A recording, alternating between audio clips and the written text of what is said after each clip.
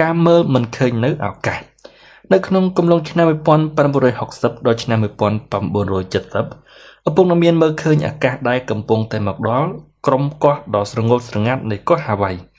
គាត់ដឹងថាគាត់ត្រូវតែប្រញាប់ធ្វើអ្វីម្យ៉ាងមុននឹងត្រូវបោះបង់ចោលនៅខាងក្រោយវានៅក្នុងខណៈដែលឪពុកបង្កើតរបស់ដែលខ្ញុំមើលឃើញត្រឹមតែជាតម្លៃផ្ទះរបស់គាត់ដែលមានតម្លៃកាន់តែកើនឡើងជាលំដាប់ជាច្រើនឆ្នាំកន្លងមកហាវ៉ៃត្រឹមតែជាក្តីសុបិនសម្រាប់មនុស្សជាច្រើនក្នុងការធ្វើដំណើរមកកាន់ទីនេះរឿងមួយសម្រាប់តែអ្នកមានតែប៉ុណ្ណោះ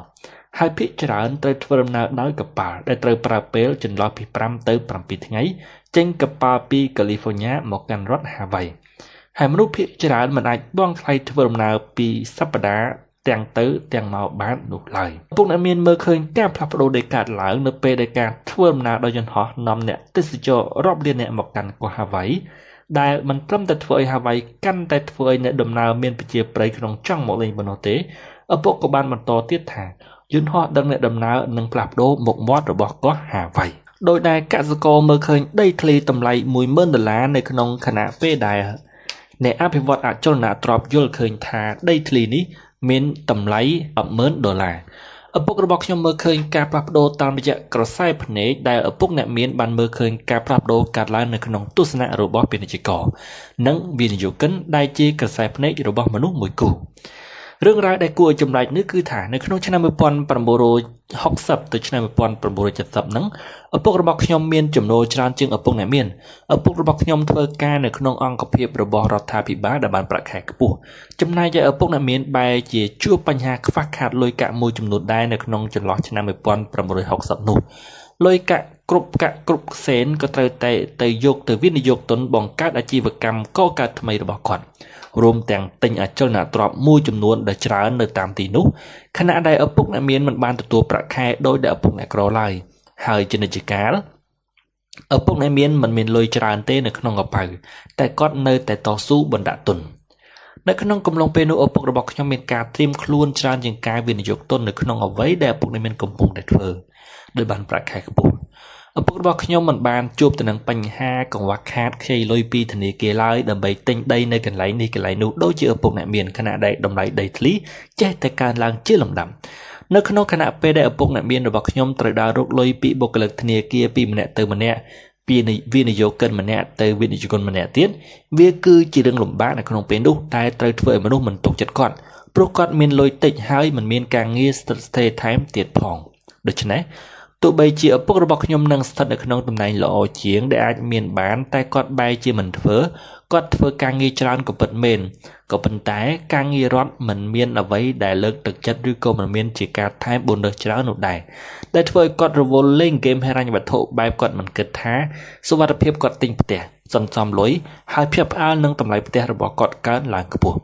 នៅក្នុងកំឡុងពេលដែលតម្លៃអចលនទ្រព្យកើនឡើងខ្ពស់តែរំពេចនោះនៅក្នុងឆ្នាំ1967ឪពុកអ្នកមានបានស្ទុះឡើងមកពីណាក៏មិនដឹងដែរហើយខ្លាយទៅជាអ្នកទិញសន្តាគារធំមួយនៅឆ្នេរខ្សាច់វៃគីគីឪពុករបស់ខ្ញុំបានត្រឹមតែនិយាយថាហេតុអ្វីគេអាចទិញសន្តាគារនៅឆ្នេរខ្សាច់នេះបានគេមិនមានកសូបីតែការងារពិតប្រាកដផងនោះការវិនិយោគទុនបែបធ្វេកុនរបស់ឪពុកអ្នកមានវិធីចង់ធ្វើអ្វីក៏បានតាមតម្រូវការចាប់ពីឆ្នាំ1970ដល់ឆ្នាំ1985ភាពមានបានរបស់ឪពុកអ្នកមានបានកើនឡើងកាន់តែទ្វេដងនៅក្នុងខណៈដែលឪពុករបស់ខ្ញុំកាន់តែក្រទៅជារឿយៗនៅពាក់កណ្ដាលឆ្នាំ1970ឪពុកអ្នកមានមិនត្រូវការរឹតបន្តឹងក្នុងការចាយវាយអ្វីទៀតឡើយគាត់មិនមានបញ្ហារឿងហិរញ្ញវត្ថុឡើយហើយលុយបង្វិលចូលដោយល្បឿនខ្ពស់ពីការវិនិយោគទុនផ្សេងៗក្រៅតែពីភាពជាម្ចាស់សន្តាគារដ៏ធំនៅលើឆ្នេរខ្សាច់វៃគីគីហើយគាត់កំពុងទិញសន្តាគារឆ្នេរខ្សាច់ផ្សេងៗទៀតមកដែររួមទាំងអគារពាណិជ្ជកម្មផ្សេងៗទៀតដោយលំហូរសាច់ប្រាក់ដ៏ច្រើនសន្ធឹកសន្ធាប់របស់គាត់ហើយជំនួយការបំផ្លាញលុយរបស់គាត់ឪពុកអ្នកមានបានយកលុយទៅវិនិយោគទុននៅក្នុងកន្លែងផ្សេងៗជាច្រើនទៀតដែលធ្វើឲ្យគាត់កាន់តែមានលុយច្រើនឡើងជាបន្តបន្ទាប់ដូចតទៅនៅក្នុងទសវត្សរ៍ទី70ឪពុកខ្ញុំបែរជាគ្មានការងារធ្វើក៏ប្រុសតែក្រោយពីសាក់លបងចុះឈ្មោះការប្រកួតប្រជែងនៅក្នុងតំណែងជាអភិបាលតែមិនទទួលបានជោគជ័យការដែលគាត់ចុះឈ្មោះចូលរួមប្រកួតទៅនឹងចវាយក្រុងរបស់គាត់ឬក៏អភិបាលបច្ចុប្បន្ននេះត្រូវឲ្យប៉ាត្រូវឡើងនៅក្នុងបញ្ជីខ្មៅសម្រាប់អាជីពរបស់ខ្នាតនៅក្នុងអង្គភាពរដ្ឋ នៅក្នុងឆ្នាំ1973នោះនៅក្នុងគណៈដែលខ្ញុំកំពុងតែធ្វើការនៅក្នុងអង្គភាពកងម៉ារីនហើយប្រចាំការនៅហាវ៉ៃខ្ញុំតែងតែបើកឡានទៅទទួលទានអាហារជាមួយនឹងឪពុករបស់ខ្ញុំនៅវ៉ៃគីគីខ្ញុំចង់សុំពាក្យណែនាំរបស់គាត់ខ្លះត្រៀមខ្លួនដើម្បីចេញពីកងទាហាននៅក្នុងកំឡុងពេលនោះខ្ញុំតែងតែសួរឪពុកអ្នកមានទៅដល់វិធីដែលគាត់ធ្វើការដែលគាត់ចាប់ផ្ដើមពីចំនួនលុយដ៏តិចតួចហើយបើទោះបីជាខ្ញុំស្ដាប់ស្ដីពីការវិនិយោគទុនបែបទ្វេគុណជាច្រើនដងហើយក៏ដោយចុះតែក្នុងពេលនោះខ្ញុំនៅក្មេងខ្ចីនៅឡើយដែលយូរនឹងបទពិសោធន៍កាន់តែច្រើនឡើងគូផ្សំទៅនឹងឪពុកអ្នកមានទៅដល់12នាក់នោះដែលអាចប្រៀបធៀបគ្នាបានទៅខ្ញុំមានការគោរពចំពោះផែនការរបស់ឪពុកអ្នកមានកាន់តែខ្លាំងឡើងមានគ្រាមួយកំឡុងពេលដែលខ្ញុំទទួលទានអាហារថ្ងៃត្រង់ជាមួយគ្នាឪពុកអ្នកមាននិយាយថាការពីនៅកំឡោះប៉ាដឹងហើយថាបើបានធ្វើតាមផែនការបែបទ្វេគុណហើយប៉ាអាចទិញអ្វីក៏បានតាមដែលប៉ាត្រូវការបើប៉ាធ្វើវាបានសម្រេចនៅពេលដែលខ្ញុំអាយុ25ឆ្នាំខ្ញុំចាប់អារម្មណ៍ផែនការវិនិយោគរបស់ឪពុកអ្នកមានកាន់តែច្រើនឡើងជាពិសេសនៅក្នុងពេលដែលខ្ញុំបានលើពាក្យថាអាចទិញអ្វីក៏បានតាមតម្រូវការដល់ពេលនេះខ្ញុំយល់ពីផែនការបណ្ដាក់ទុនបែបទ្វេគុណរបស់ឪពុកអ្នកមានកាន់តែច្បាស់បន្តិចម្ដងទៅហើយយ៉ាងណាក៏ដោយចុះសម្រាប់ខ្ញុំវានៅតែមានភាគលំបាកលំបិនមួយចំនួនដែរខ្ញុំកាន់តែឃើញកិច្ចការសន្តាគារដ៏ធំរបស់លោកឪពុកមាននៅលើឆ្នេរខ្សាច់វ៉ៃគីគីរួមទាំងអចលនទ្រព្យឆ្នេរខ្សាច់ផ្សេងទៀតនោះនៅលើកោះដទៃទៀតកាន់តែធ្វើខ្ញុំចាប់អារម្មណ៍ពីផែនការរបស់ឪពុកអ្នកមានកាន់តែច្រើនឡើង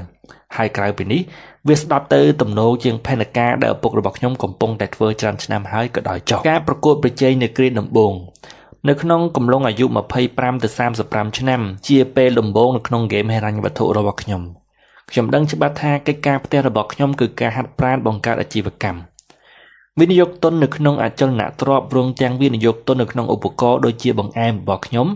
ហើយបើទោះបីជាខ្ញុំអាចរកលុយបានតិចជាងមិត្តភ័ក្តិរួមចំនួនក៏ដោយចុះភាគច្រើននៅក្នុងការងារនោះហើយអាចរួមទៅដល់ការងារទី2នៃជីវិតខ្ញុំហើយខ្ញុំក៏នៅតែជឿជាក់ថាបើលះបង់ទាំងកាយចិត្តនឹងមានឋានៈកាន់តែល្អឡើងនៅក្នុងពាក់កណ្ដាលជីវិតដែលចាប់ផ្ដើមនៅពេលដែលអាយុ45ឆ្នាំការបដិបត្តិផែនការទ្វេគុណរបស់ឪពុកអ្នកមាននៅវគ្គបន្តនៃមេរៀននេះគឺរូបភាពច្បាស់សង្ខេបនៃផែនការវិនិយោគបែបទ្វេគុណរបស់ឪពុកអ្នកមានហើយនៅក្នុងមេរៀនបន្តខ្ញុំក៏និយាយទៅដល់រឿងសំខាន់ដែលធ្វើឲ្យផែនការសម្រេចទៅដោយរលូនតាមពិតខ្ញុំចង់ឲ្យបានយល់លម្អិតអំពីរឿងនេះដែរគ្រប់ផែនការនេះត្រូវបានធ្វើឡើងតាមសៀវភៅបណ្ណាល័យជាច្រើនដែលខ្ញុំយកមកអាននៅក្នុងការជួយឲ្យបានកាន់តែច្រើនឡើងវិធីដែលខ្ញុំបង្រៀននិងជំរុញផែនការវិនិយោគបែបទ្វេគុណរបស់ឪពុកអ្នកមានគឺការយល់ដឹងបញ្ហាចម្បងបន្តមកក៏ចេញទៅរៀនសាកល្បងផ្សេងទៀតនៅពេលខ្ញុំអាយុ28ឆ្នាំខ្ញុំបានរៀនពីការបង្កើតអាជីវកម្មបន្តមកទើបសាកល្បងធ្វើពិតប្រាកដរៀនពីការវិនិយោគទុននៅក្នុងអចលនទ្រព្យហើយចេញទៅជំរុញការវិនិយោគទុនខ្លួនឯងរួមទាំងរៀនស្វែងយល់ពីការវិនិយោគទុននៅក្នុងឧបករណ៍និងជំរុញឧបករណ៍នោះអាចនិយាយបានថាខ្ញុំត្រូវការគ្រប់គ្រងអាជីពទ្រព្យសម្បត្តិទាំងលុយទាំងអស់របស់ខ្ញុំជំនួសឲ្យការអំណាចទៅអ្នកដែលមិនស្គាល់ហើយខ្ញុំក៏ជឿជាក់ដែរថាគ្មានអ្នកណារៀនប្រើផែនការដោយការអានត្រឹមតែម្យ៉ាងនោះទេព្រោះវាដូចជាការហាត់ជិះកង់ដោយការហាត់រៀនជិះដែលមិនអាចទៅរួចក៏ព្រោះតែយ៉ាងណាក៏ដោយចុះអ្នកក៏ត្រូវតែសាកល្បងជិះបើទោះបីជាអានសៀវភៅហាត់ប្រាណណែនាំនៃការជិះកង់ខ្លះក៏ដោយចុះរំលឹកការចងចាំខ្ញុំនឹងនាំអារម្មណ៍លោកអ្នកទៅកាន់មេរៀនមុននៅក្នុងខណៈដែលខ្ញុំកំពុងតែអានផែនការរបស់ឪពុកអ្នកមានខ្ញុំសូមណែនាំអ្នកឲ្យយកចិត្តទុកដាក់បទសន្ទនាដែលខ្ញុំកំពុងនិយាយពីជំរឿចិត្តរបស់អ្នកត្រូវដឹងថាអ្នកអាចធ្វើវាបានឬអ្នកកំពុងគិតថាវាពិបាកពេកហើយត្រូវការចម្លើយដែលងាយជាងនេះបើអ្នកមានអារម្មណ៍ថាអ្នកមិនអាចធ្វើបានច្រើនដងពេកនោះហើយត្រូវការចម្លើយសម្រាប់ការវិនិយោគទុនដែលងាយជាងនេះការវិនិយោគទុននៅក្នុងមូលនិធិភាគហ៊ុនអាចធ្វើអ្វីដែលសមស្របក៏ថាបាននៅក្នុងផែនការវិនិយោគទុនបែបទ្វេគុណរបស់ឪពុកអ្នកមានចាំបាច់ត្រូវមានអាជីវកម្មដែលមានចំណេញមានការវិនិយោគទុននៅក្នុងអចលនទ្រព្យដែលធ្វើឲ្យមានលំហូរសាច់ប្រាក់មកជារឿយៗបន្តមកទើបវិនិយោគទុននៅក្នុងឧបករណ៍ដែលហុចផលចំណេញខ្ពស់ជាងការផ្ញើលុយសន្សំនៅក្នុងធនាគារទៅទៀតលំហូរសាច់ប្រាក់ទី1គឺអាជីវកម្មផ្ទាល់ខ្លួនរបស់អ្នកគឺជាទ្រព្យសម្បត្តិដ៏ល្អបំផុតទៅហើយព្រោះនៅក្នុងករណីដែលអ្នកទទួលបានជោគជ័យអ្នកក៏អាចបង្កើតលុយយ៉ាងច្រើនមហិមាពីវាក៏ដោយសារតែវាបញ្ចេញកម្លាំងតិចតួចបំផុតរួមទាំងការបង់ពន្ធតិចផងដែរមូលហេតុដែល Warren Buffett បានកែប្រែស្ថានភាពក្រុមហ៊ុន Berkshire Hathaway ឲ្យក្លាយទៅជាក្រុមហ៊ុនធានារ៉ាប់រងជំនួយឲ្យការធ្វើក្រុមហ៊ុនតម្បាញព្រោះថាក្រុមហ៊ុនធានារ៉ាប់រងបានផលប្រយោជន៍ច្រើនជាងផ្នែកពន្ធឬក៏អាចនិយាយបានថា កម្រិតចាប់ផ្ដើមប្រមូលពន្ធសម្រាប់អាជីវកម្មនៅក្នុងប្រភេទនីមួយៗគឺវាខុសគ្នាក្រៅទៅពីនេះក៏ដោយសារតែការវិនិយោគទុនតាមនីតិបុគ្គលដែលខុសពីការវិនិយោគទុននៅក្នុងឋានៈបុគ្គលធម្មតាជួយអ្នកបានផលចំណេញពីការវិនិយោគទុនកាន់តែច្រើនឡើងព្រោះប្រការខុសគ្នារបស់ច្បាប់ពន្ធចូលចាំទុកទៅចោទថាពន្ធគឺជាការចំណាយមួយប្រភេទដែលច្រើនបំផុតរបស់អ្នកមានយ៉ាងណាក៏ដោយចោះនៅពេលដែលមានគុណវិបត្តិនៃការចាប់ផ្ដើមអាជីវកម្មនៅក្នុងករណីដែលអ្នកមិនទទួលបានជោគជ័យអាជីវកម្មអាចសាងបំណុលឲ្យអ្នកឬក៏អាចបាត់បង់លុយជាច្រើនផងដែរទើបខ្ញុំណែនាំឲ្យអ្នកចាប់ផ្ដើមធ្វើអាជីវកម្មណាដែលប្រើពេលទំនេររបស់អ្នកមុននឹងលាឈប់ពីការងារប្រចាំថ្ងៃរបស់អ្នកឬក៏យើងហៅថាការងារដែលមានស្ថិរភាពនោះឯងលុយដែលស្ថិតនៅក្នុងហោប៉ៅរបស់អ្នកដទៃល្បឿនដំបូងនៅពេលចាប់ផ្ដើមធ្វើអាជីវកម្មគឺការប្រើលុយរបស់អ្នកដទៃនិងកាន់ធ្វើពាណិជ្ជកម្មដែលល្អប៉ុណ្ណាការប្រើល្បឿនដែលបាននិយាយកាន់តែងាយឡើងប៉ុណ្ណោះដែរក៏ព្រោះតែវិនិយោគិនចូលចិត្តទទួលជោគជ័យមនុស្សជាច្រើនចាប់ផ្ដើមធ្វើអាជីវកម្មដោយការប្រើបណ្ណឥណទានរបស់ខ្លួនប្រើលុយកម្ចីពីញាតិមិត្តបងប្អូនឬក៏ប្រើលុយកម្ចីផ្ទាល់ខ្លួនពីធនាគារបើទោះបីជាទង្វើទាំងនេះអាចចាំបាច់នៅក្នុងពេល start up ក៏ដោយចុះតែសូមចងចាំទៅចុះថាវិធីដែលឆាប់រហ័សដែលជំរុញការរីកចម្រើននៅក្នុងអាជីពរបស់អ្នកគឺការបបួលវិនិយោគិនចូលរួមវិនិយោគទុនជាមួយដែលភាសាអង់គ្លេសគេហៅថា joint venture ឬក៏ត្រូវប្រុងប្រយ័ត្នថាអ្នកបបួលនរណាក៏ព្រោះតែអ្នកអាចចាំបាច់ត្រូវរក្សាអំណាចគ្រប់គ្រងអាជីវកម្មរបស់អ្នកនៅក្នុងខណៈដែលកំណត់ការចូលពាក់ព័ន្ធនៃការវិនិយោគទុនរបស់អ្នកដទៃក្រៅពីនេះចូលប្រយ័ត្នផងដែរថាអ្នកលក់ហ៊ុនចេញទៅប្រមាណក៏ដោយចុះក៏ព្រោះតែនៅពេលដែលហ៊ុនរបស់អ្នកចាប់ផ្ដើមរីកចម្រើនអ្នកចាំបាច់ត្រូវប្រើលុយមួយចំនួនទៀតដើម្បីពង្រីកអាជីវកម្មដែលធ្វើឲ្យត្រូវការលុយវិនិយោគទុនលើទំព័រទី2និងទី3ទៅទៀតកុំភ្លេចគិតដល់រឿងនេះតាំងពីដំបូងដែលអ្នកចាប់ផ្ដើមសរសេរផែនការអាជីវកម្មរបស់អ្នកបើអ្នកមានអាជីវកម្មល្អអ្នកក៏នឹងមានកម្លាំងគ្រប់គ្រងលំហូរសាច់ប្រាក់ដែលបានមកពីអាជីវកម្មរបស់អ្នកនៅក្នុងកំឡុងពេល2ឆ្នាំដំបូងខ្ញុំនិងគឹមមិនបានយកលុយចេញពីក្រុមហ៊ុន Rich ដែរទេយើងមានតែវិនិយោគទុនបន្ថែមដើម្បីការរីកចម្រើនរបស់ក្រុមហ៊ុនដំណាក់កាលបន្តដែលយើងត្រូវធ្វើគឺស្វែងរកសម្ព័ន្ធមិត្តតាមយុទ្ធសាស្ត្រដែលយើងអនុញ្ញាតឲ្យពួកគេមានសិទ្ធិប្រការខ្លះនៅក្នុងទំនិញរបស់យើងរួមទាំងបានផ្ដល់ប្រាក់ចំណេញឲ្យពួកគេថែមទៀតផងពេលធ្វើយើងអាចពង្រីកអាជីវកម្មបានដោយប្រើលុយរបស់វិនិយោគទុននិងប្រព័ន្ធការលក់របស់សម្ព័ន្ធមិត្តរបស់យើងដែលកន្លងមកយើងបានប្រើយុទ្ធសាស្ត្រពង្រីកអាជីវកម្មដោយរូបភាពសម្ព័ន្ធមិត្តដូចជាច្រើនលើកផងដែរវិធីជ្រើសរើសរូបភាពនៃការចុះបញ្ជីការជ្រើសរើសរូបភាពនៅក្នុងការចុះបញ្ជីរបស់អាជីវកម្មនោះសំខាន់ណាស់អ្នកមិនត្រូវការចុះបញ្ជីអាជីវកម្មរបស់អ្នកឡើយនៅក្នុងរូបភាពជាម្ចាស់តែម្នាក់ឬភាពជាដៃគូនោះទេសាកល្បងពិនិត្យឡើងវិញនៅប្រយោជន៍នៅក្នុងការចុះបញ្ជីនៅក្នុងរូបភាពផ្សេងៗជាមួយនឹងមេធាវីឬក៏ទីប្រឹក្សាផ្នែកពន្ធមិនថាក្រុមហ៊ុនចំកាត់រូបភាពជាដៃគូប៉ុណ្ណានោះទេចូលចុះបញ្ជីនៅក្នុងរូបភាពណាមួយដែលផ្ដល់ការពារអាជីវកម្មរបស់អ្នកបានយ៉ាងល្អប្រសើរជាទីបំផុតរួមទាំងបែបផែនណាមួយដែលផ្ដល់ប្រយោជន៍ផ្នែកពន្ធច្រើនបំផុតតាមដែលអាចធ្វើទៅបាននៃការលំហូរសាច់ប្រាក់របស់អ្នកប្រើពេលវេលារបស់អ្នកដទៃ OPT បើអ្នកជាពាណិជ្ជករល្អអ្នកក៏នឹងបានផលប្រយោជន៍ពីធម៌ពលទ្វេដងរបស់អ្នកដទៃឬក៏ប្រព័ន្ធធ្វើការឲ្យអ្នកអាចនិយាយបានថាបើសិនជាអ្នកជាពាណិជ្ជករល្អនៅពេលដែលធម៌ពលជាប្រចាំរបស់អ្នកបានចាប់ផ្ដើមដំណើរការហើយអ្នកក៏ស្ទើរតែអស់លុយបានដោយមិនចាំបាច់ធ្វើអ្វីសោះនៅក្នុងខណៈដែលមនុស្សភាគច្រើនត្រូវធ្វើការស្ទើរតែមួយជីវិតនោះក៏ព្រោះតែពួកគេធ្វើការឲ្យក្រុមហ៊ុនជំនួយការធ្វើការដើម្បីបង្កើតការងារដោយខ្លួនឯងសិក្សាពីច្បាប់ពន្ធដារមន្ត្រីប្រាក់ចំណូលនៅម្ខាងពីអ្នកនៅក្នុងឋានៈជាម្ចាស់អាជីវកម្មសាកល្បងវិលត្រឡប់ទៅកាន់មេរៀនទី5អ្នកក៏នឹងឃើញថា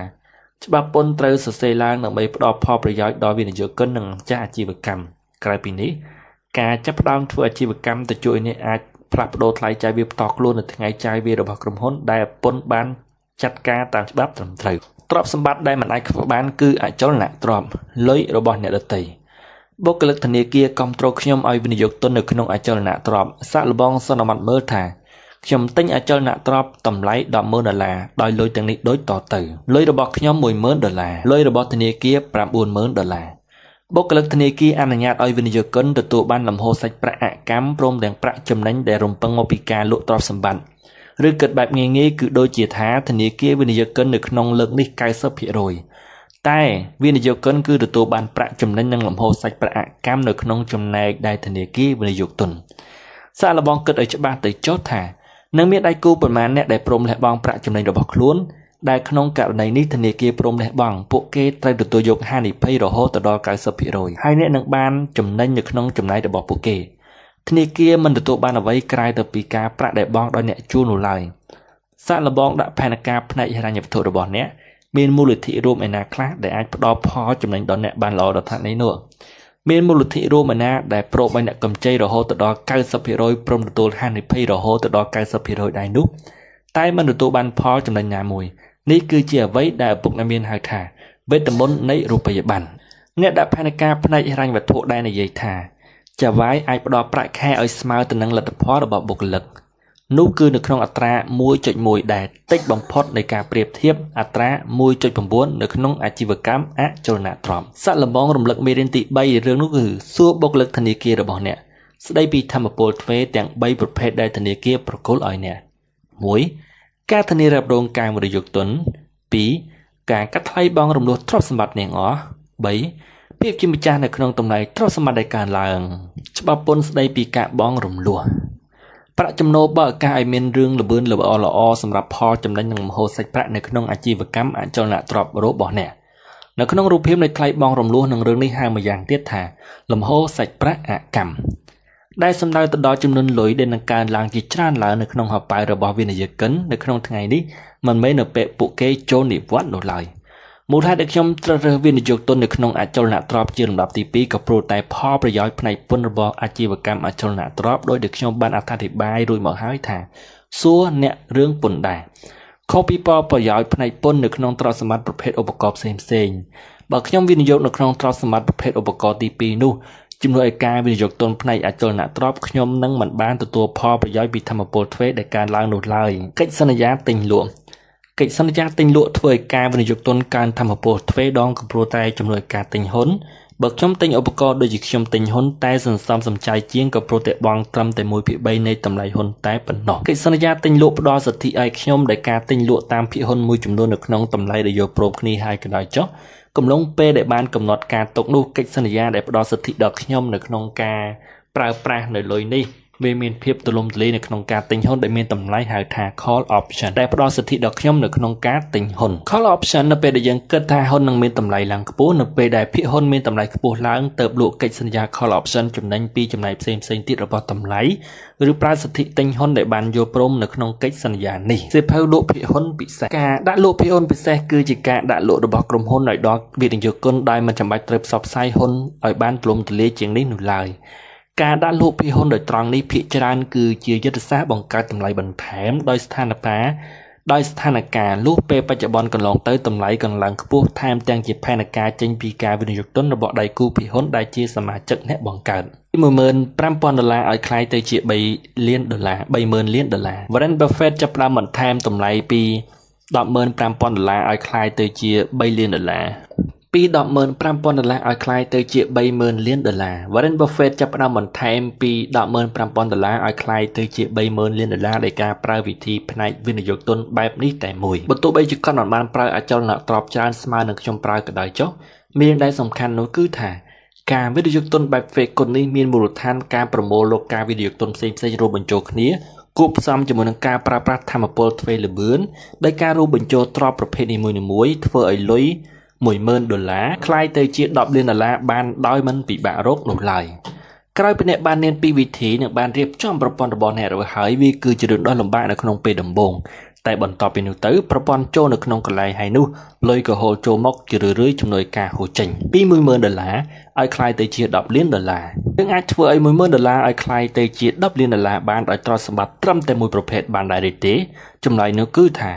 ក៏ព្រោះតាមពិតទៅនៅក្នុងកំឡុងពេលដំបូងមនុស្សភាគច្រើនចាប់ផ្ដើមដោយទ្រព្យសម្បត្តិប្រភេទតែមួយតែអ្នកក៏នឹងអាចវិនិយោគហើយទទួលបានជោគជ័យនៅក្នុងទ្រព្យសម្បត្តិទាំង4ប្រភេទបានដែរឬទេសំណួរនេះមានត្រឹមតែអ្នកប៉ុណ្ណោះដែលអាចឆ្លើយបានគ្រប់គ្រងចំណុចខ្សោយមានកម្មវិធីទូរទស្សន៍មួយដែលមានឈ្មោះថា The Weakest Link មនុស្សម្នាក់ធ្វើការទិញលក់ហ៊ុនត្រឹមតែភាគហ៊ុនមូលបត្របំណុលឬក៏មូលនិធិរួមឬក៏ដីធ្លីត្រឹមតែមួយប្លង់គេតែងតែខាតប្រយោជន៍ដែលលាក់ទុកខាងក្នុងនៃការវិនិយោគទុនបែបទ្វេគុណភាគច្រើនពួកគេមានហានិភ័យច្រើនជាងការចាប់ផ្ដើមហើយនៅពេលដែលអាចរកលុយបានពួកគេក៏នឹងត្រូវបង់ពន្ធកាន់តែច្រើនឡើងថែមទៀតផង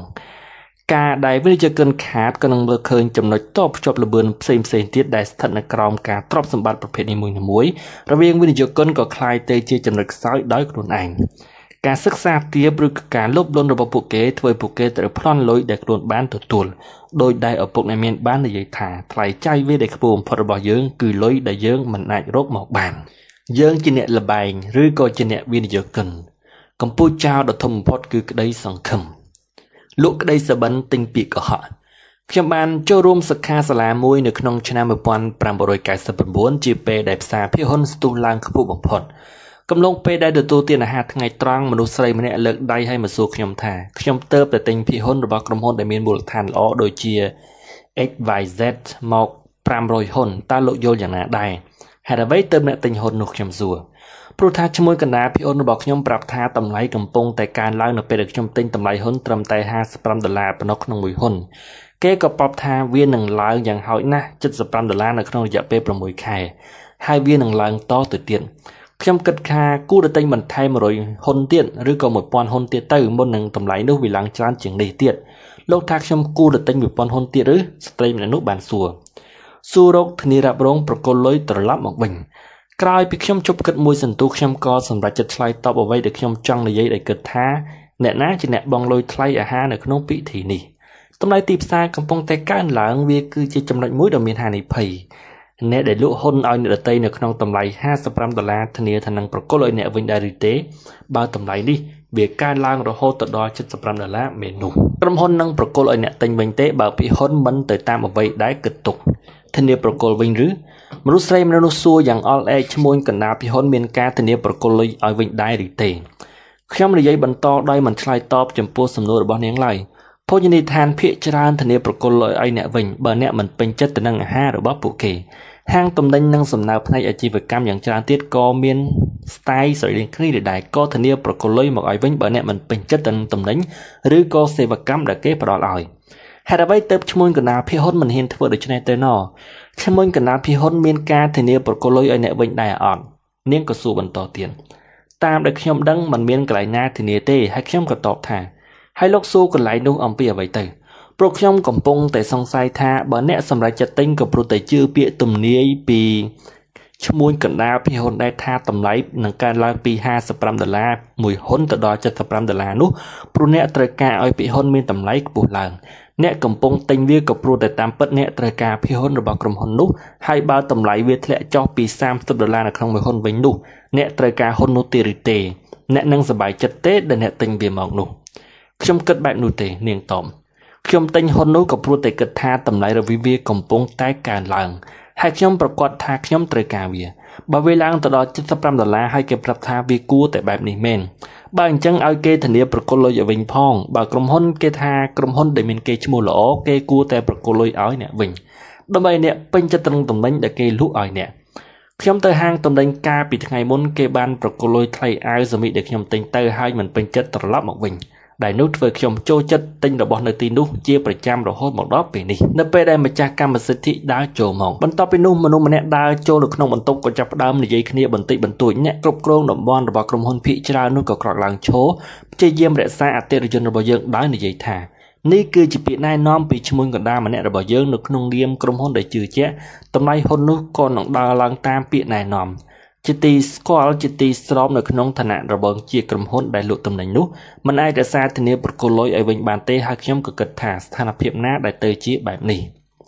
បុគ្គលិកធនាគាររបស់ខ្ញុំតបថាខ្ញុំគួរតែនិយាយថាអ្នកធានានឹងប្រគល់លុយមកឲ្យខ្ញុំរាល់លើកនៅពេលដែលធនាគារឲ្យអ្នកខ្ចីលុយតាមពិតនោះ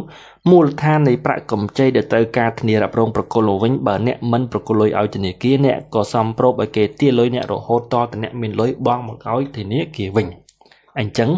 បើឈ្មោះកណ្ដាលរបស់ខ្ញុំនិយាយថាហ៊ុនមួយនេះនឹងឡើងទៅដល់$75នៅក្នុងមួយហ៊ុនខ្ញុំគួរតែសួររកការធានាប្រគល់លុយមកឲ្យវិញដែរឬទេជួនកាលអ្នកគួរតែធ្វើបែបនោះខ្ញុំតបតែគេមិនធានាបើអញ្ចឹងអ្នកគួរតែធ្វើខ្លួនអ្នកធានាប្រគល់លុយមកវិញហើយនោះគឺអ្វីវិនិយោគិនដែលឆ្លៀសវៃជាងនេះ ហើយខ្ញុំមិនអាចឲ្យធានារ៉ាប់រងប្រកុលឲ្យវិញទេនាងសួរបែបនោះប្រហែលជាត្រូវហៅថាអ្នកជាអ្នកលបែងច្រើនជាងវិនិយោគិនពិតប្រាកដមិនមែនជាអ្នកលបែងឡើយបើទោះបីជាអញ្ចឹងពិភពលោកនេះពោពេញទៅដោយអ្នកលបែងដែលគិតថាខ្លួនឯងកំពុងតែវិនិយោគ Who is an investor អ្នកវិនិយោគទុនគឺជាអ្នកណា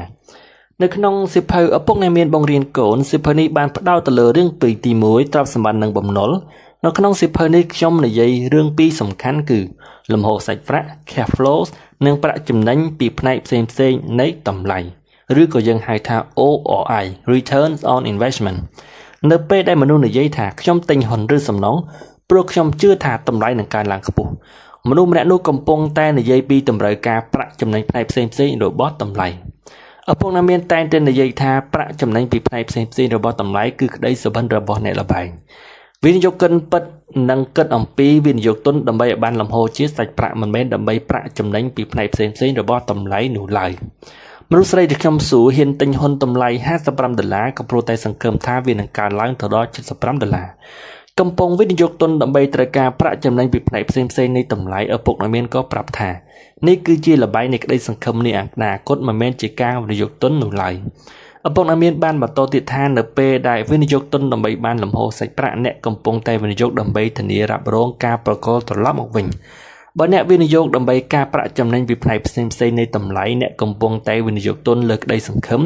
ហើយកម្ពុជាចោលដ៏ធំបំផុតគឺក្តីសង្ឃឹមនេះឯងខុសគ្នារវាងវិនិយោគទុននិងល្បែងនៅក្នុងសិភៅភាគមុនខ្ញុំក៏បានសរសេរដែរថាឪពុកអ្នកមានមើលឃើញការវិនិយោគទុននៅក្នុងអចលនទ្រព្យដែលកំពុងតែធ្វើខ្ញុំខាតលុយរាល់ខែក៏ព្រោះតែថ្លៃជួលដែលទទួលបានតិចជាងការប្រាក់កម្ចីនិងថ្លៃចាយវានៅក្នុងការគ្រប់គ្រងអចលនទ្រព្យវាគឺជាលំហូរសាច់ប្រាក់អវិជ្ជមានច្រើនជាងលំហូរសាច់ប្រាក់វិជ្ជមាន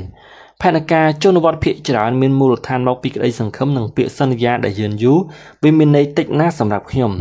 តែវាមើលទៅដូចជាមានន័យណាស់សម្រាប់វិនិយោគិនរាប់លានអ្នកដែលសង្ឃឹមថា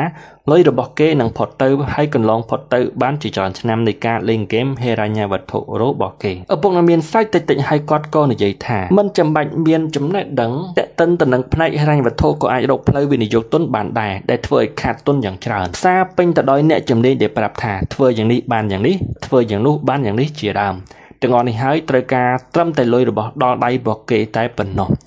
ឪពុកអ្នកមាននិយាយថាអ្នកណាក៏អាចរកការវិនិយោគទុនដែលធ្វើឲ្យខាត់លុយបានដែរហើយអ្វីទៅមនុស្សគ្រប់គ្នាបង់លុយឲ្យទៅពួកគេដែលហៅថាអ្នកជំនាញផ្នែកហិរញ្ញវត្ថុឲ្យយ៉ាងនេះសម្រាប់ពួកគេឬក៏ហួសពីប៉ាដឹងសំណួរដ៏ពិតប្រាកដនោះគឺហេតុអ្វីទៅមនុស្សជាច្រើនជឿលើអ្នកដទៃងាយយ៉ាងហ្នឹងដែលវាអាចជាចម្លើយច្រើនដែលចម្លើយមួយនៅក្នុងចំណោមនោះគឺពួកគេមិនអាចរកលំហូរសាច់ប្រាក់បាននៅក្នុងថ្ងៃនេះទើបវិនិយោគទុនក្តីសង្ឃឹមដោយដើមទុនថ្ងៃស្អែកជាងនេះទៅទៀតពួកគេវិនិយោគទុនដោយគ្មានការធានារ៉ាប់រងប្រកល់លុយមកឲ្យវិញនោះឡើយដោយពួកគេជឿជាក់ទៅលើព្រាវទៅលើឈ្មោះកណ្ដាលរបស់គេតែប៉ុណ្ណោះមើលទៅដូចជាងាយប៉ុន្តែវាពិបាកសំណួរនោះគឺកាលណាមនុស្សរាប់លានអ្នកត្រូវបានគេបោកឲ្យបាត់លុយជារឿយរាប់ខែរាប់ឆ្នាំរហូតតទៅអស់ពីខ្លួនដែលខ្មែរយើងហៅថាគូតខោដោយមិនមានការពិចារណាយ៉ាងឆ្លៀសវៃទៅដល់ការធានារ៉ាប់រងប្រកល់លុយមកឲ្យវិញនោះឡើយឬក៏ធានារ៉ាប់រងការបាត់បង់ចាត់ទុកថាជាការវិនិយោគទុនដ៏ឆ្លាតវៃយ៉ាងម៉េចបានវាជាការលក់មួយនៅក្នុងប្រវត្តិសាស្ត្រពិភពលោកការលក់ដែលអាចកើតឡើងចំពោះមនុស្សដែលមិនសូវដឹងរឿងគ្រប់ជ្រុងជ្រោយវាជាការបបួលឲ្យទិញរបស់សប្តាហ៍ថ្ងៃនេះការតាក់ទាញកាន់តែរីកដាលទៅជារឿយៗក៏ព្រោះតែសាលារៀនចាប់ផ្ដើមផ្ដល់ចំណេះដឹងផ្នែកហិរញ្ញវត្ថុដោយបង្រៀនក្មេងថាប្រើប្រាស់ប័ណ្ណឥណទានការមានសិភៅសាច់និងការជ្រើសរើសភាគហ៊ុនយ៉ាងណាផ្សារភាគហ៊ុនជ្រៀតចូលនៅក្នុងប្រព័ន្ធសិក្សាបង្រៀនក្មេងជាអនិច្ចជនទៅអនាគតបង្រៀនឲ្យពួកគេលេងល្បែងដើម្បីទទួលបានប្រាក់ចំណេញពីផ្នែកផ្សេងៗនៃតម្លៃច្រើនជាងការធ្វើវិនិយោគិនដែលមានប្រាជ្ញាវាងវៃវិនិយោគទុនដើម្បីលំហូរសាច់ប្រាក់បានច្រើនហេតុអ្វីទើបមនុស្សគ្រប់គ្នាចេះតែបាត់បង់លុយតាមយោបល់របស់ខ្ញុំហេតុផលមួយនៅក្នុងចំណោមហេតុផលចម្បងដែលមនុស្សគ្រប់គ្នាវិនិយោគទុនដើម្បីថ្ងៃស្អែកនោះជាងការវិនិយោគទុនដើម្បីថ្ងៃនេះគឺអត្ថាធិប្បាយបានជាងាយក៏ព្រោះតែពួកគេមិនអាចរកការវិនិយោគណាដែលឲ្យផលចំណេញនៅក្នុងថ្ងៃនេះបានឡើយនៅពេលដែលមនុស្សយើងមិនអាចរកការវិនិយោគទុនដែលបានផលចំណេញនៅក្នុងថ្ងៃនេះពួកគេតែងតែជឿជាក់នៅក្នុងថ្ងៃស្អែក What if tomorrow never comeដែលធ្វើឲ្យពួកគេคล้ายទៅជាអ្នកល្បែងភ្នាល់ដើម្បីប្រាក់ចំណេញពីផ្នែកផ្សេងៗនៃតម្លៃហេតុអ្វីទើបមនុស្សជាច្រើនព្រមបាត់បង់លុយពួកគេពេញចិត្តទៅនឹងបាត់បង់លុយនេះបើទោះបីជាវាជាលុយត្រឹមតែបន្តិចបន្តួចប៉ុណ្ណោះនៅក្នុងមួយខែ ជាមួយនឹងក្តីសង្ឃឹមហើយសន្យាថាកប៉ាល់របស់ពួកគេនឹងមកដល់រកមនុស្សមកទីនេះមនុស្សដែលមិនដឹងពីភាពខុសគ្នារវាងការវិនិយោគទុនដើម្បីបានប្រាក់លំហូរសាច់ប្រាក់និងការវិនិយោគទុនដើម្បីបានប្រាក់ចំណេញពីផ្នែកផ្សេងៗនៃតម្លៃគឺមនុស្សដែលធ្លាក់ជាចំណីរបស់អ្នកប្រមាញ់លុយអ្នកវិនិយោគិននិងអ្នកវិនិយោគទុនដើម្បីអ្វីឪពុកអ្នកមានតែងតែមានប្រសាសន៍ថាការវិនិយោគទុនគឺត្រូវវិនិយោគដើម្បីថ្ងៃនេះនិងថ្ងៃស្អែកច្រើនជាងការផ្ដោតទៅលើថាការវិនិយោគទុនបែបណាដែលល្អបំផុតរវាងភាគហ៊ុនឬមូលបត្របំណុលឬមូលធិរួមអចលនទ្រព្យឬក៏អាជីវកម្មឪពុកអ្នកមានបង្រៀនកូនគាត់និងខ្ញុំឲ្យដឹងពីវិធីវិនិយោគមួយចំនួនយ៉ាងសំខាន់ដូចខាងក្រោមនេះលំហូរសាច់ប្រាក់ផ្ដល់ផលប្រយោជន៍ផ្នែកពន្ធប្រាក់ចំណេញពីផ្នែកផ្សេងៗនៃតម្លៃបើអ្នកត្រូវការវិនិយោគទុនបែបនេះអ្នកត្រូវយល់ចំពោះរូបមន្តវិនិយោគទុនរបស់ឪពុកអ្នកមានសម្រាប់វិនិយោគិនអាជីពរូបមន្តរបស់ឪពុកអ្នកមានពិបាកដោយគ្មានលំហូរសាច់ប្រាក់បើគ្មានលំហូរសាច់ប្រាក់នឹងធ្វើឲ្យផលប្រយោជន៍ផ្នែកពន្ធដារធ្លាក់ចុះផលប្រយោជន៍ផ្នែកពន្ធនេះគឺជារូបភាពមួយនៃលំហូរសាច់ប្រាក់ដែលបានមកសម្រាប់ឪពុកអ្នកមានប្រាក់ចំណេញពីផ្នែកផ្សេងៗនៃតម្លៃមិនមែនជារឿងសំខាន់ឡើយក៏ព្រោះតែរូបមន្តវិនិយោគទុនរបស់ឪពុកអ្នកមានមិនចាំបាច់បានប្រាក់ចំណេញពីផ្នែកផ្សេងៗនៃតម្លៃឡើយការវិនិយោគទុនរបស់ឪពុកអ្នកមានត្រូវជឿថាធានាប្រគល់លុយវិញសម្រាប់ឪពុកអ្នកមានប្រាក់ចំណេញពីផ្នែកផ្សេងៗរបស់តម្លៃត្រឹមតែជាទឹកជ្រលក់ប៉ុណ្ណោះនេះគឺជាមូលហេតុដែលត្រូវមានសារៈសំខាន់ក្នុងការកំណត់ទុកលំដាប់ទី2ប្រាក់ចំណេញពីផ្នែកផ្សេងៗនៃតម្លៃពួកគេដឹងត្រឹមតែទិញថោកលក់បានថ្លៃយ៉ាងណានោះអ្នកដែលទិញមកនឹងលក់ទៅហើយហៅថាអ្នកលក់មិនមែនជាវិនិយោគទុននៅពេលដែលពួកគេមើលនៃលុយ4ផ្នែក EBSI មនុស្សដែលទិញនិងលក់នៅក្នុងផ្នែក S មិនមែនជាផ្នែក I នៅក្នុងអាជីវកម្មអចលនទ្រព្យមានមនុស្សជាច្រើនដែលប្រើលុយសុទ្ធរបស់ពួកគេនៅក្នុងការទិញលក់អចលនទ្រព្យពួកគេឆ្ពោះទៅទិញនិងលក់ឲ្យបានតម្លៃកាន់តែខ្ពស់ឡើងដែលជាការវិនិយោគទុនដើម្បីឲ្យបានប្រាក់ចំណេញពីផ្នែកផ្សេងៗរបស់តម្លៃច្រើនជាងការលំហូរសាច់ប្រាក់ហើយភាគច្រើនមនុស្សទាំងនោះហៅទៅលើហានិភ័យគឺជាផ្នែកនៃអ្នកលក់មិនមែនជាវិនិយោគទុនតាមច្បាប់ពន្ធរបស់សហរដ្ឋអាមេរិកពួកគេត្រូវហៅប្រមូលពន្ធជាងការវិនិយោគទុនពិតប្រាកដអ្នកដែលទិញនិងលក់ដើម្បីឲ្យបានប្រាក់ចំណេញពីផ្នែកផ្សេងៗនៃតម្លៃនោះប្រថុយនឹងការត្រូវប្រមូលពន្ធមួយបែបជាមួយនឹងអង្គភាពអ្នកប្រមូលពន្ធនៅពេលដែលខ្ញុំនិយាយរឿងនេះឲ្យពាណិជ្ជករអចលនទ្រព្យស្ដាប់ពួកគេប្រកែកថាគេមិនចាំបាច់ត្រូវបង់ពន្ធដល់ថ្នាក់នេះនោះឡើយនោះចាត់ទុកថាជាការពិតបានកលូត្រាតែពួកគេធ្វើចំនួនបែបតូចៗ small business តែបើកាន់តែធំទៅហើយទទួលបានជោគជ័យនៅការទិញលក់ពួកគេក៏នឹងត្រូវគោះទ្វារទៅបង់ពន្ធឬក៏ត្រូវបានគេគោះទ្វារហៅឲ្យទៅបង់ពន្ធ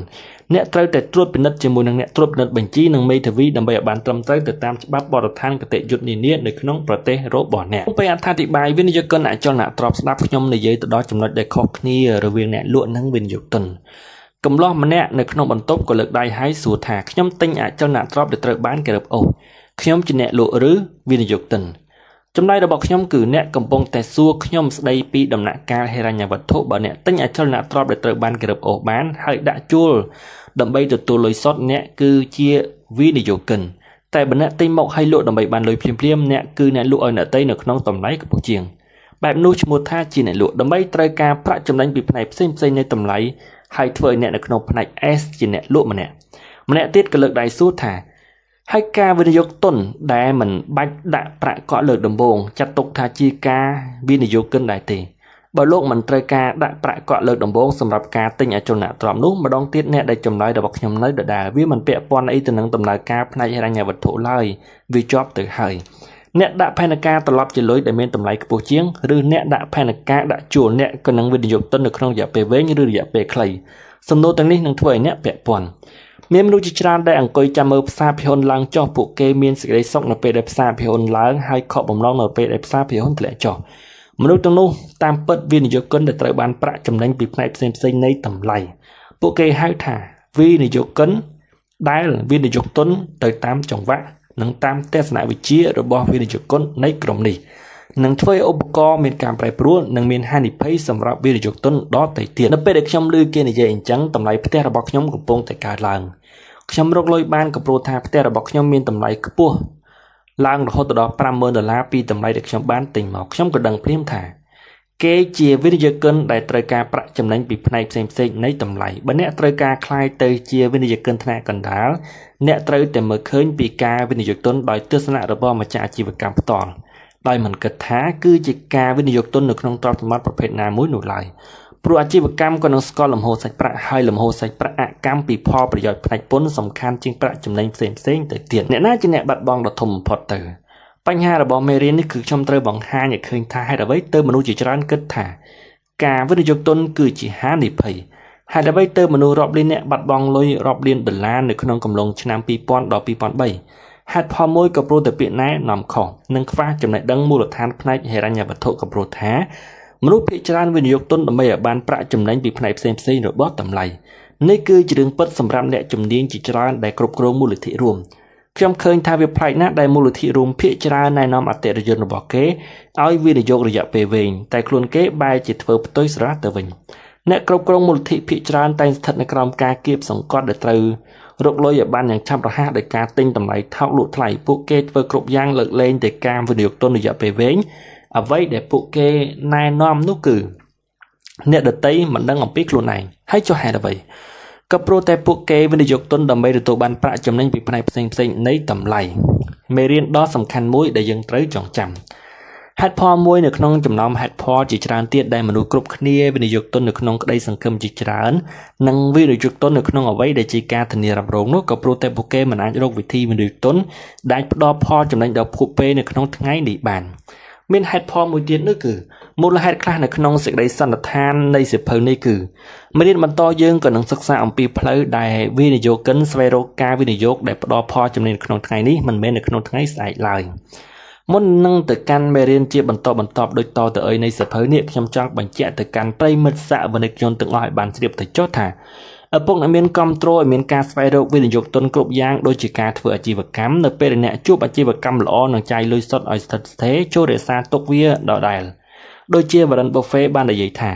យើងចូលចិត្តទិញអាជីវកម្មយើងមិនចូលចិត្តលក់ហើយយើងក៏រក្សារឿងនេះទុករហូតរង្វាន់សម្រាប់អ្នកវិធីវិនិយោគទុនបែបនេះភាគច្រើនត្រូវនិយាយទៅដល់រឿងងាយៗនៅក្នុងសៀវភៅឪពុកអ្នកមានបង្រៀនកូន Rich Dad Poor Dad ដែលប្រិយមិត្តសាវនិកជនទាំងឡាយបានស្ដាប់ម្នាក់20-30 ដងហើយនេះនៅក្នុងសៀវភៅនេះខ្ញុំបានព្យាយាមបង្ហាញសេចក្តីលម្អិតឲ្យល្អបំផុតដោយមិនព្យាយាមចូលជ្រៅទេនៅក្នុងសេចក្តីលម្អិតច្រើនហួសពេកដូចគ្នាទៅនឹងសៀវភៅរបស់យើងមួយក្បាលនេះដែលមានចំណងជើងថា Rich Dad Who Took My Money យើងណែនាំឲ្យទីប្រឹក្សាជំនាញក៏ដូចជាគណនេយ្យករឬក៏មេធាវីចនិចដើម្បីពង្រីកន័យនៅក្នុងចំណុចដែលត្រូវនិយាយបន្តមុននឹងបន្តទៅទៀតនេះខ្ញុំត្រូវការបញ្ជាក់ឲ្យអ្នកយល់ថាធម៌ពលចិត្តរបស់អ្នកហើយដាស់តឿនអ្នកពីការនិយាយថាខ្ញុំធ្វើមិនបានឬខ្ញុំមិនអាចធ្វើបានមនុស្សដែលនិយាយបែបនេះចំពោះខ្លួនឯងនឹងคล้ายទៅជាមនុស្សដែលបង្វែរលុយខ្លួនឯងឲ្យទៅអ្នកដទៃដែលខ្លួនមិនដែលស្គាល់ហើយចំណែកនៅក្នុងចិត្តថាហេតុអ្វីទើបគេទទួលបានជោគជ័យត្រឡប់មកវិញពីលុយនេះដែលគេចាប់ផ្ដើមដាក់ក្តីសង្ឃឹម